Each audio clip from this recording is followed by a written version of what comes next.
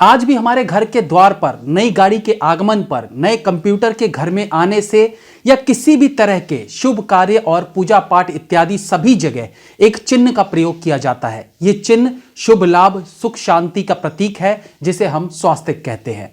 लेकिन क्या आप जानते हैं कि हिंदू धर्म में पवित्रता के प्रतीक इस स्वास्तिक चिन्ह को दुनिया भर के लोग घृणा के रूप में देखते हैं? क्यों इस स्वास्तिक चिन्ह को हिटलर से जोड़ा जाता है और इस चिन्ह को दुनिया भर के लोग नफरत और हिंसा का प्रतीक क्यों कहते हैं? कैसे हिटलर ने इस चिन्ह के नीचे 60 लाख यहूदियों को मौत के घाट उतार दिया, और सबसे बड़ी बात कि इस बात में कितनी सच्चाई है? इन सारे गंभीर सवालों के जवाब को दिखाया है कल रिलीज हुई documentary film the silence of Swastika में, जिसके आज हम रिव्यू करेंगे।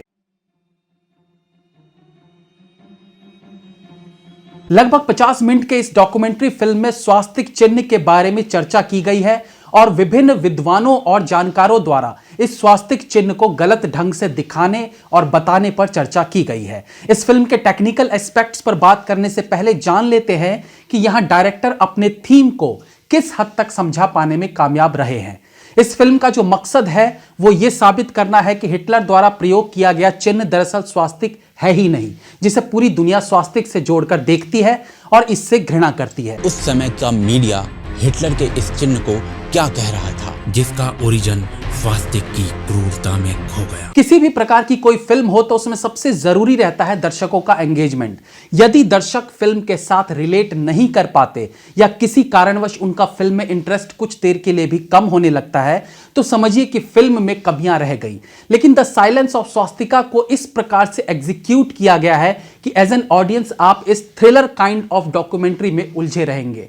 फिल्म में जिस प्रकार से वॉइस ओवर फुटेजेस और इंटरव्यू का मिक्सअप किया गया है वो बहुत एंगेजिंग है। किसी एक फुटेज या इवन इंटरव्यू के क्लिप्स को भी छोटे छोटे पार्ट्स में तब तक दिखाया गया जब तक उससे रिलेटेड बात वॉइस ओवर में सुनने को मिलती रही। तो इस कारण से सच को जानने में दर्शक काफी इन्वॉल्व रहेंगे। और ये 20वीं सदी का सबसे बड़ा धोखा था। इसे और अधिक एंगेजिंग बनाए रखने में साउंड डिजाइन का विशेष महत्व दिखा है। एक दृश्य पर कैसे एक म्यूजिक को समाप्त कर दूसरे दृश्य से म्यूजिक को उठाना है, इन सब चीजों का विशेष ध्यान दिया गया है। इवन कुछ इंटरव्यूज में बैकग्राउंड म्यूजिक का ना होना और कुछ इंटरव्यूज में थ्रिलर बीजीएम का प्रयोग करना एक तरह से उस इंटरव्यू में बोली गई बातों को सशक्त करने का काम करती है, और दोनों ही तरह से फिल्म मेकर का काम प्रशंसनीय है। एक बहुत ही ज्वलंत थीम पर बनी इस फिल्म में अपनी इस बात को रखने के लिए फिल्म मेकर का जो रिसर्च इस डॉक्यूमेंट्री फिल्म में दिखता है वो सराहनीय है, और फिल्म देखते हुए ऐसा आभास होता है कि इसके पीछे कितने महीनों या सालों की मेहनत रही होगी। इसके पीछे खड़ी आत्मा से यदि परिचय करना है तो 2000 साल की सीढ़ियां चढ़नी पड़ेंगी। एक डॉक्यूमेंट्री फिल्म कई थीम पर बनाई जा सकती है। कुछ डॉक्यूमेंट्रीज ऐसी होती हैं जो किसी वस्तु, किसी व्यक्ति विशेष या किसी घटना की जानकारी के लिए बनाई जाती है। ऐसी डॉक्यूमेंट्रीज में यदि कैमरा वर्क, स्टिल पिक्चर्स और शूटेड फुटेजेस का प्रयोग भी सही प्रकार से कर दिया जाए तो वो देखने योग्य बन जाती है। लेकिन जब आप एक ऐसे मुद्दे पर फिल्म बनाने का भार लेते हैं जिसका संबंध हजारों साल पहले हुई गतिविधियों से हो, तो निस्संदेह सबसे ज्यादा जरूरी चीज जो हो जाती है वो प्री प्रोडक्शन वर्क, जिसमें रिसर्च सबसे ज्यादा मायने रखती है। इस तरह की फिल्मों की 70% आत्मा जो है वो रिसर्च कार्य ही होता है।